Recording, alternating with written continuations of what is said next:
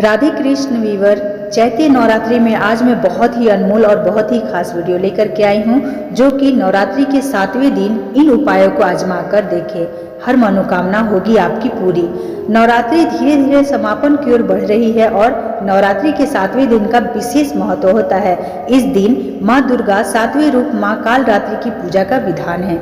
माँ के इस स्वरूप की पूजा करने से भूत प्रेत समेत सभी नकारात्मक शक्तियों का अंत हो जाता है और माँ भक्तों को आशीर्वाद की प्रदान करती हैं। शत्रुओं और दुष्टों का संहार करने वाली माता कालरात्रि की पूजा करने और सच्चे मन से प्रार्थना करने से सभी दुख दूर होते हैं और जीवन और परिवार में सुख शांति का वास होता है।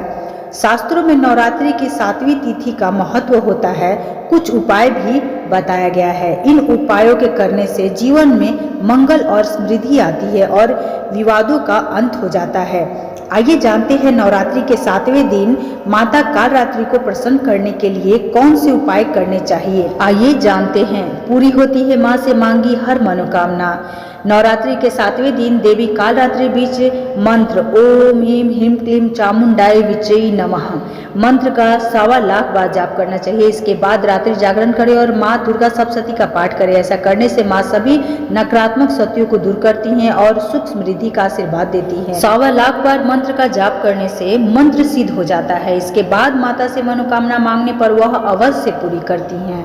इस समय करें देवी के नाम का जाप। देवी के 32 नाम का जाप बहुत ही लाभकारी माना जाता है। नवरात्रि के 7वीं तिथि की रात में इन नाम का 108 बार जाप करना चाहिए।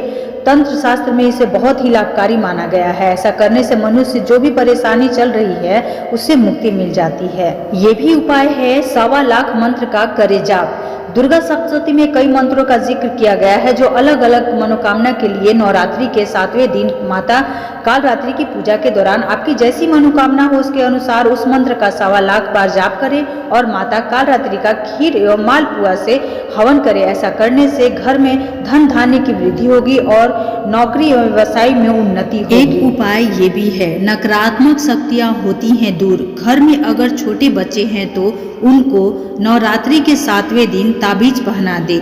इसके लिए आप काले कपड़े में पीली सरसों टूटी सुई डालकर काले कपड़े में लपेट दे और इस ताबीज को बच्चे के गले में डाल दे। मान्यता के अनुसार 7वीं तिथि को काली शक्तियाँ बहुत जागृत होती हैं, इसीलिए बचाव के तौर पर प्राचीन काल से लोग इस उपाय को आजमाते आ रहे हैं। इस उपाय को भी आजमा के देखें। इस उपाय से ग्रहों का अशुद्ध प्रभाव रहता है दूर। नवरात्रि की 7वीं तिथि को देवी को खिचड़ी का भोग भी लगाया जाता है। आप उड़द दाल की खिचड़ी बनाकर उसे घी के छौंका लगाकर देवी को भोग लगाएं। इसके बाद प्रसाद को लोगों में बांट दे। इससे माता की बड़ी कृपा होती है और ग्रहों का प्रतिकूल प्रभाव भी इससे दूर हो जाता है। इसके साथ ही अड़हुल फूल की माला देवी कालरात्रि को बहुत ही प्रिय है। नवरात्रि की 7वीं तिथि की पूजा के दौरान लाल अड़हुल का फूल पहनाकर देवी को भेंट करें। और आखिरी है उपाय, बल और विजय की होती है प्राप्ति। देवी कालरात्रि की पूजा पाठ के दौरान पेठा का भोग लगाना चाहिए। 7वीं तिथि को देवी कालरात्रि के लिए पेट की बलि भी दी जाती है। मान्यता है कि इससे बल और विजय की प्राप्ति होती है। साथ ही आप अगर किसी भी कानून मामले में फंसे हुए हैं तो उसमें भी विजय प्राप्त होगी, ऐसा धार्मिक मान्यता है। और अंत में एक आवश्यक सूचना ये है कि तमाम जानकारी रुचियों को ध्यान में रखकर दी जा रही है। ज्योतिष और धर्म के उपाय और सलाहों को अपनी आस्था और विश्वास पर आजमाएं। कंटेंट का उद्देश्य मात्र आपको बेहद सलाह देना है। इस संदर्भ में हम किसी प्रकार का कोई दबाव नहीं कर सकते हैं।